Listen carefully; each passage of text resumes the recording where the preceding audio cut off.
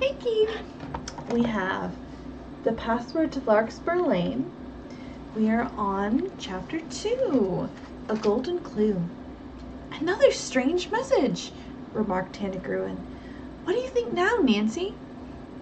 That a real mystery has dropped into my lap, Nancy grinned. And about time! I've been longing for one ever since I solved the sign of the twisted candles. I can't wait to tell Dad about this.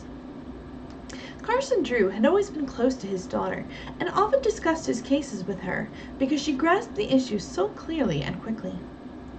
Nancy reread the telegram and said to Mrs. Gruen, "The pigeon isn't registered. That's so its messages can't be traced to the sender." Hannah replied, "Well, it takes all kinds of folks to make a world. What's more, pigeons and planes and telegrams aren't getting tonight's dinner ready.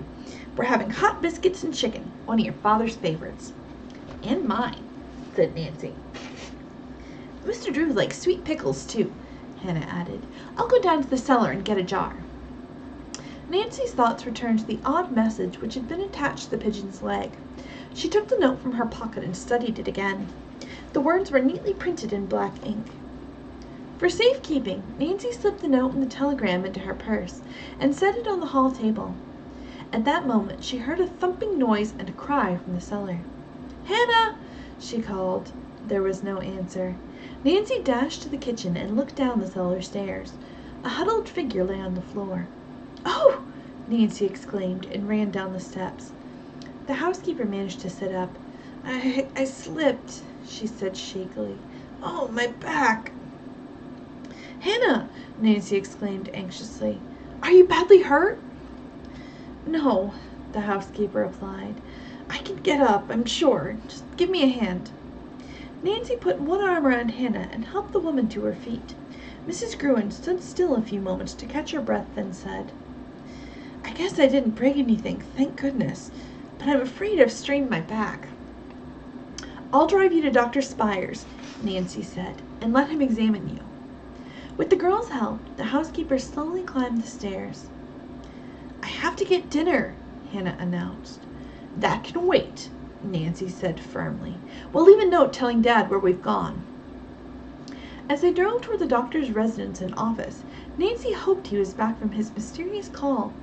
When they reached the house, Mrs. Spire told them that her husband was out. "Is he still in that case out near the Blenheim estate?" Nancy asked. "I passed him on my way home from the flower show." "Yes, he is, but he should be home soon." She and Nancy helped Hannah to a couch in the office. Then Mrs. Spire excused herself to go get dinner and asked Nancy to answer the office phone if it should ring. 20 minutes later, it buzzed. Nancy lifted the receiver, but before she could say hello, a muffled voice asked if Dr. Spire had returned. When Nancy said no, the caller directed her to write down a message. As she wrote, a strange expression crossed her face. At the end of the message, the speaker abruptly hung up. "Can I believe my eyes?" Nancy wondered as she looked at the message she had jotted down. "If you say bluebells, you will get into trouble, for they are no longer used here." Bluebells again, Nancy told herself. Was Dr. Spire somehow involved in the mystery of the message attached to the pigeon's leg? Could it be more than coincidence that the numbers on the license plate of the black sedan matched the first 4 digits on the bird's leg band? Her suspicion that the doctor had been pulled forcibly into the sedan came flooding back. Nancy was about to tell Hannah what the anonymous caller had said when brisk footsteps were heard outside the door. Dr. Spire, a lanky, balding man, strode into the office.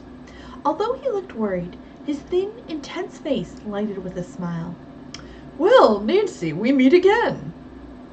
Hiding her surprise and relief at seeing him safe, Nancy replied with a cheerful greeting. The physician turned to Hannah. "Mrs. Gruen, my wife has told me of your accident. I'm sorry to hear about it. I'll take a look at you now." 15 minutes later, the doctor announced that she had a sprained back. "Rest in bed for a few days. I'll write a prescription for you. In 10 days, you'll be feeling like your old self." "I'll see to it that she rests," Nancy promised. She helped Hannah to the car and settled her comfortably in the front seat. Then she excused herself and hurried back inside. The doctor was seated at his desk, gazing into space. He looked at Nancy inquiringly. "I jotted down this phone message for you," she said. "It is important that I ask you something about it." The doctor's lips tightened as he read the message. "Does it make sense to you?" Nancy asked. "Yes," he said grimly. Dr. Spire stood up and strode across the room. Then he turned and faced Nancy. "I need help in solving a strange mystery. There's nobody with whom I'd rather discuss it than you and your father. Will you help me?" "Of course," Nancy replied. "Then will you both come back later?" Nancy agreed. "I'm eager to hear your story. I think the mystery may be linked to one I'm already working on." The doctor looked amazed, but before he could ask what she meant, Mrs. Spire came to tell him that dinner was ready. Nancy quickly excused herself. When she and Hannah reached home, Carson Drew, a tall, distinguished-looking man, was eagerly waiting for them. He was sorry to hear what had happened to the housekeeper, and helped her upstairs. After Mrs. Gruen was settled in bed, Nancy brought her a tray of food, then prepared dinner for her father and herself. While they ate, Nancy told him about the strange occurrences. Mr. Drew shook his head and chuckled. "You attract mystery like nectar in a flower attracts a bee, Nancy." She grinned. "In this case, I'll be the blossom and hope the villain will come my way." "I'll go with you tonight," he agreed, "and I'll do anything I can to help." With a twinkle in her eyes, Nancy said, "Then you can start clearing the table. I'll scrape the dishes and put them in the washer." Carson Drew laughed. "You caught me that time, young lady." But he was Nancy's willing helper, and it did not take long for the father-daughter team to tidy the kitchen. Then they set off for Dr. Spire's office. He greeted them cordially and indicated deep leather armchairs. Mr. Drew said quietly, "Suppose you tell us what's worrying you, Richard." "It's a strange story," the physician said. "I almost can't believe it myself. This afternoon I had a phone call saying that a patient of mine, Mrs. Manning Smith, had been in a minor car accident on Hollow Hill Road.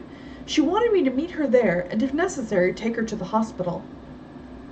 The caller, a man, told me to look for an old black sedan. Since I know Mrs. Smith has one, I thought nothing of it. After passing you on the road, Nancy, I spotted the car, parked, and went up to it. The back door swung open. As I leaned forward to look inside, my shoulders were seized and I was yanked to the floor. Before I could move, a hood was dropped over my head, and a man on each side held me firmly." "How far did you ride?" Nancy asked. "A long time, about an hour. Not a word was spoken during the trip." "Where did they take you?" Mr. Drew asked. "I don't know, but some of the roads were bumpy. I think we were out in the country. When the hood was finally removed, I found myself in what appeared to be a regular hospital room." "Was there a patient?" Nancy asked eagerly. "Yes, but not Mrs. Smith. Someone explained a clerk had made a mistake. I didn't learn the patient's name. She was an elderly woman, suffering from a dislocated shoulder. There was just one other person in the room, a nurse. She was a large, hard-faced woman, and warned me not to try to talk to the patient." "Did you try?" Mr. Drew queried. "No, but all the time I was working, it seemed as if she wanted to tell me something. Her eyes kept flashing signals which I could not understand. Then, while I was taking her pulse, the nurse turned for a moment and the woman slipped this into my hand." Dr. Spire reached into his pocket and held out a thin, gold chain bracelet with a small gold shield dangling from it. "How dainty!" Nancy exclaimed as she took the bracelet to examine it. Set into the bangle was a garnet. There's an inscription over the jewel," she said. "To my darling Mary, from Joe." Nancy turned the shield over. "On the other side is a coat of arms. Perhaps we could trace it and find out the woman's name. If she's being held against her will, we ought to rescue her." "It's worth a try," her father agreed. "Keep the bracelet, Nancy," the doctor said, "and see what you can learn about it." Then he continued his story. "When I finished, 2 men came in and replaced the hood. Then I was driven back to my car. A couple of times when I tried to resist, they got rough." "How dreadful!" Nancy burst out. "Dr. Spire, do you think the woman was able to talk, but had been ordered not to?" "Yes, I do."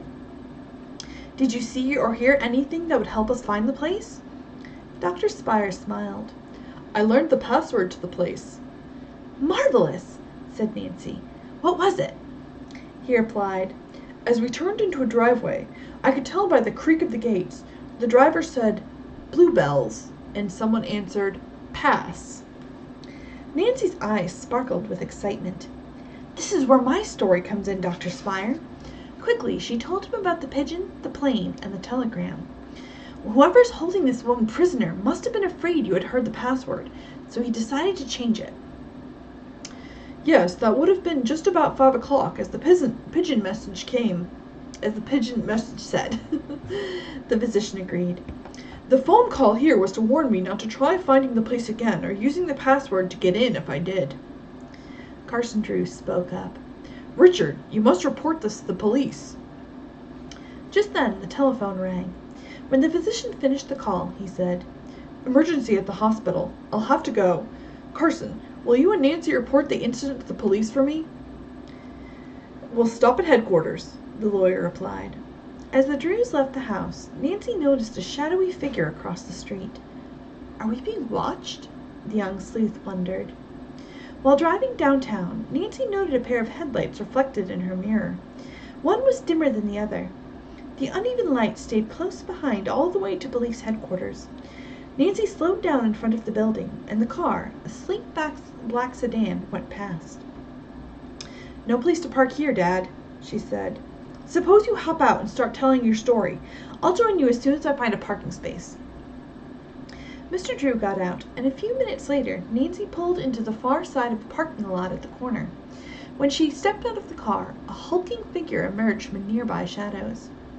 A feeling of apprehension swept over Nancy, and she tried to dart past the man.